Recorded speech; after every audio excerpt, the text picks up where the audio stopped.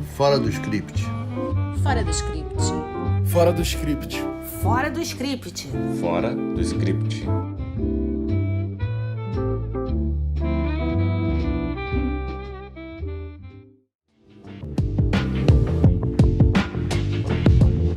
Olá!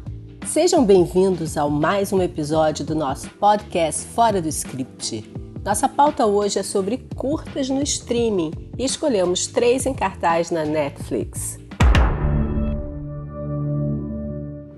Absorvendo o Tabu, Onde Eu Moro e Lorena. Os 2 primeiros curtas foram indicados ao Oscar e Absorvendo o Tabu ganhou de 2019 na categoria de filmes de curta duração.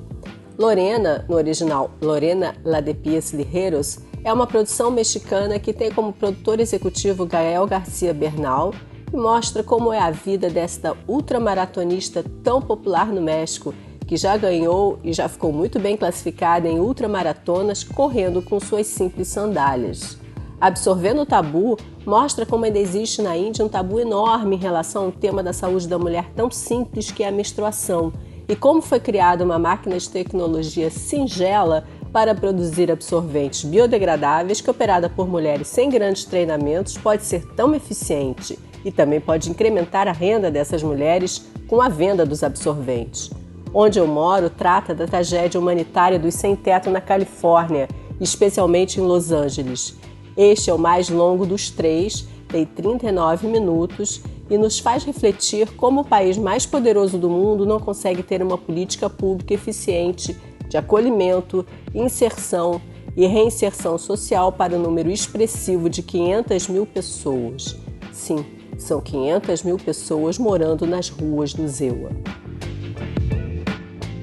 Eu sou Denise, advogada e roteirista, apaixonada por direito e dramaturgia. Eu sou a Letícia, jornalista, roteirista e fã de séries policiais. Eu sou Renata, jornalista e roteirista, apaixonada pelo audiovisual argentino e europeu. Os 3 curtas são muito legais, mas tem uma coisa que os diferencia de cara. O único que tem um arco narrativo é o Absorvendo o Tabu. Talvez até os jurados do Oscar tenham levado isso em consideração na hora de escolher ele para o prêmio, né? O Lorena, por exemplo, ele retrata um personagem incrível e é visualmente lindo.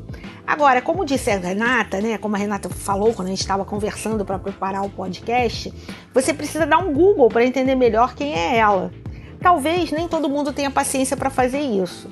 Eu sempre acho que um pouquinho mais de informação não tira o lirismo, a graça ou até a forma que você, o cineasta, roteirista, quer contar aquela história.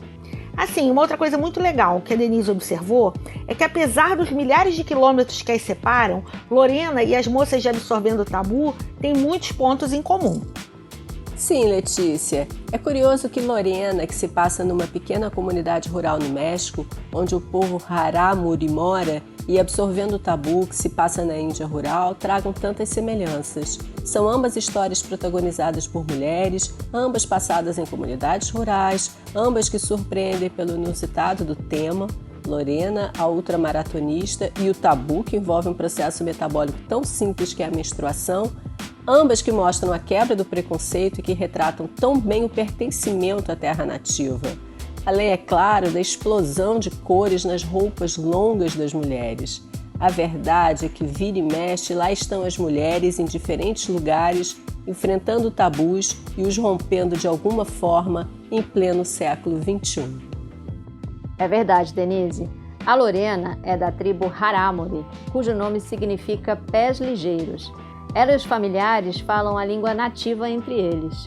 E como a Letícia já falou, eu tive que dar uma googada para saber mais sobre ela e fiquei surpresa, porque ela não só ganhou uma ultramaratona de 50 quilômetros, como também venceu uma de 100 quilômetros.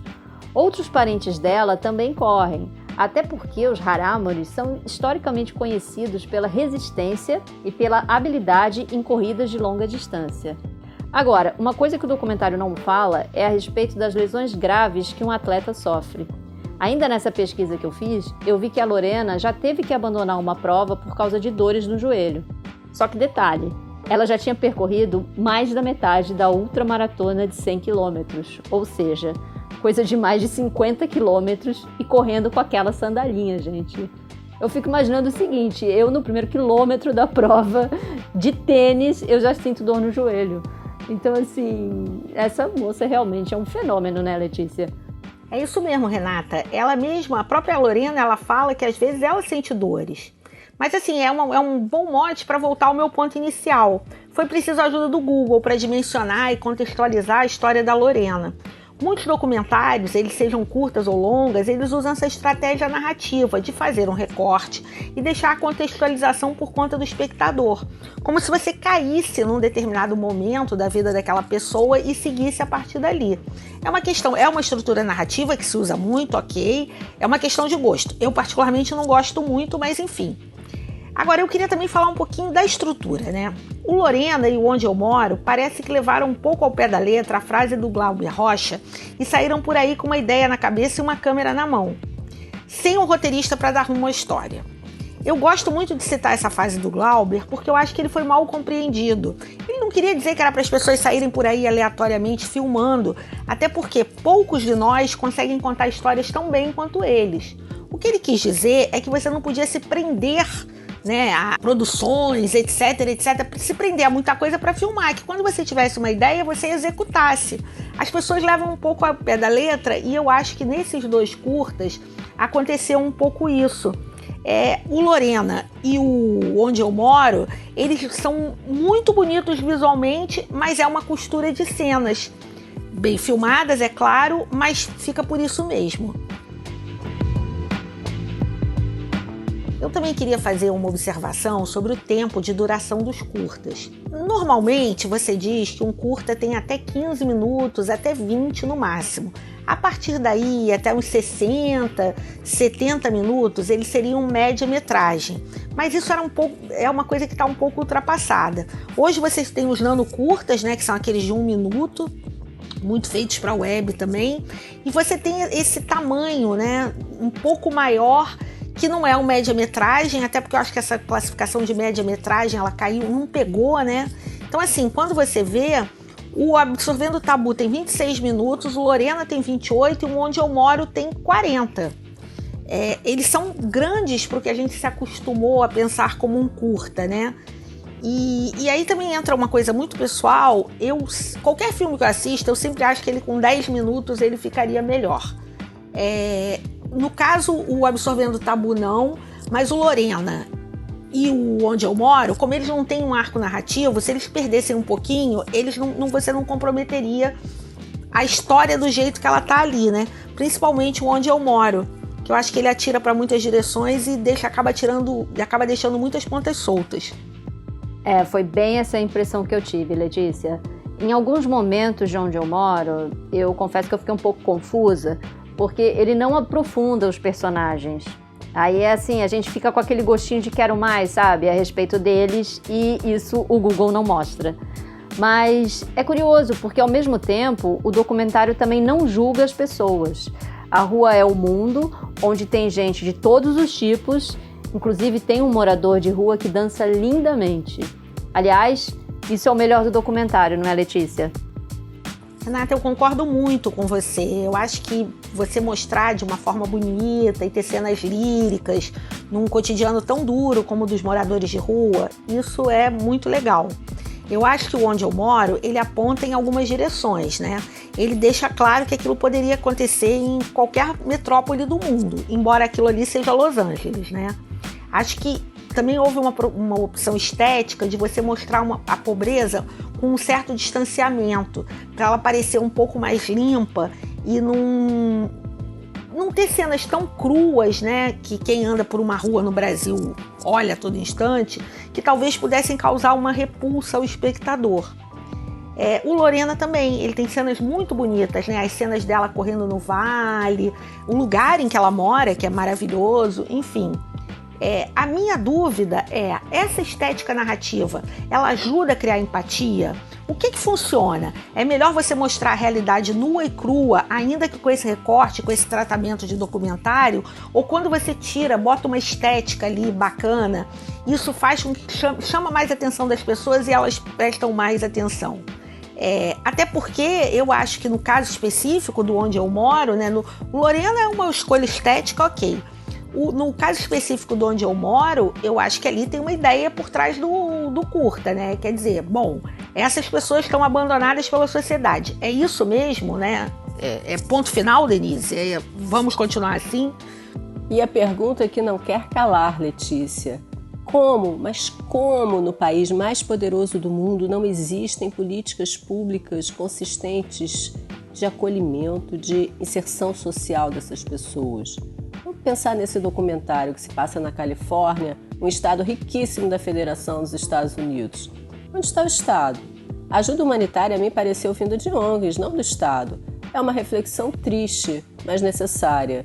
Onde eu moro tem também um grande mérito, que é o de mostrar que pessoas sem teto têm várias origens. São as que perderam o emprego e não conseguiram se recolocar, os adictos, os que têm problemas de saúde mental, os transgêneros abandonados pelas famílias e muitas, muitas outras causas. Fica ali uma certeza muito cruel, que é que isso pode acontecer com qualquer pessoa. Basta perder o emprego e não conseguir se recolocar, que acaba na rua sem nada. O que diferencia as pessoas, e isso o documentário mostra, é que uns têm um contra-cheque no final do mês e outros não têm. Onde eu moro, de certo modo, ele me lembrou o Nomadland, um filme que eu adoro, que também ganhou o Oscar, né? E que fala desse grave problema da falta de moradia nos Estados Unidos. Mas é aí que eu acho que tem a distinção que talvez faça com que o Nomadland conquiste você e você pode ter uma reação um pouco mais de estranheza com onde eu moro. Na ficção, você acompanha a Ferne, a personagem interpretada pela Frances McDormand, e você mergulha no universo da personagem e de suas relações pessoais. Esse fio condutor, ele permite que você conheça não apenas a protagonista, mas as pessoas que a rodeiam. E eu senti falta disso no Onde Eu Moro. Ter duas ou três histórias que funcionassem como uma trama A e que você se apegasse a elas e que elas servissem meio que como uma porta de entrada para você entender aquele universo. Eu acho que os autores, né, os cineastas, eles tiveram a intenção de falar o seguinte: olha, pode acontecer com qualquer um, mas eu repito, cria empatia. Ficção e doc são coisas diferentes, eu sei, mas quando eles cada vez mais estão se entrelaçando, eu queria deixar essa reflexão aqui. E por falar em ficção, a história de Absorvendo o Tabu pode ser vista no filme Padman, mas com uma diferença de ponto de vista, porque nesse caso o protagonismo é masculino. O filme mostra a história do empresário indiano, gente, vou pedir perdão aqui pelo meu sotaque, tá? Arunachalam Muruganathan. Ele inventou a máquina para que as mulheres pudessem produzir os absorventes, gerando uma fonte de renda para elas. O filme é uma produção bollywoodiana, com todos os elementos característicos desse tipo de filme, como música e dança em meio à narrativa. Para quem não sabe, Bollywood é a junção de Bombaim, maior cidade indiana, com Hollywood, e é a maior indústria de cinema do mundo. Isso mesmo. Enfim, caso vocês queiram ver os dois, o curta e o longa, o documentário e a ficção, e se me permitirem a dica, eu recomendaria ver primeiro o documentário e depois a ficção, porque o curta introduz o assunto e o longa pode abordar melhor essa história, que é muito bacana. Renatinha, ainda não vi o longa, mas ele tá na minha lista, viu? E, bom, pegando aí o gancho, né, para falar do Absorvendo o Tabu, é curioso que quando você cria um arco narrativo, as cenas marcantes, elas se sobressaem, porque elas estão em pontos de virada, justamente para você ter essa ideia da trama, né, dessa construção, que ela vai da ficção para o documentário. E que, mais do que isso, né, é a construção que qualquer pessoa, quando está contando uma história, vai botando ali pontos de destaque, é isso que faz uma história ser tão sedutora para ser ouvida ou vista. No caso do Absorvendo o Tabu, tem algumas cenas muito legais, assim, aquelas cenas que tratam de maneira muito delicada quando as mulheres indianas descobrem que existe o absorvente, né? É meio surreal para nós ocidentais pensarmos sobre isso, né? Embora hoje você tenha muitas campanhas de pobreza menstrual, enfim. É uma coisa que parece, né? São cenas ali com muita leveza e muito bom humor. Como eu só posso escolher uma cena, eu vou ficar com a cena em que os rapazes tentam explicar o que é menstruação. O mundo é globalizado e há homens que não sabem do que se trata. As respostas são muito divertidas. Um deles chega até a cogitar que é uma coisa que pode acontecer com homens, né? E aí você fica pensando, caramba. E, curiosamente, é uma das cenas que mais joga pro título do curta, né? É preciso realmente absorver o tabu que envolve a menstruação, as questões femininas e as questões da sexualidade de uma maneira geral. E assim, e aí pensando um pouco nessa pegada, né? Denise, qual cena você destacaria de Lorena? Eu destaco o único momento em que Lorena sorri, quando ganha um tênis e diz que não usará, porque aqueles que ela vê usar estão sempre atrás dela nas corridas.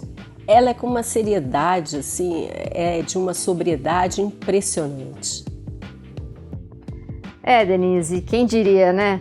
Bom, seguindo essa linha de coisas quase inacreditáveis, eu destaco o momento do curta Onde Eu Moro, no qual uma mãe grávida com 2 crianças e sem teto conta a história dela. É um momento dramático que não só faz a gente ficar com um nó na garganta, como até mesmo emociona a moça com quem ela está falando naquele momento. Chegamos ao final de mais um episódio do nosso podcast Fora do Script e no próximo vamos tratar de tecnologia, a menos, claro, que mudemos de ideia. E se você quiser contribuir para o podcast, na descrição está o link para o site padrim.com. Até a próxima, gente! Fora do script. Fora do script. Fora do script. Fora do script. Fora do script.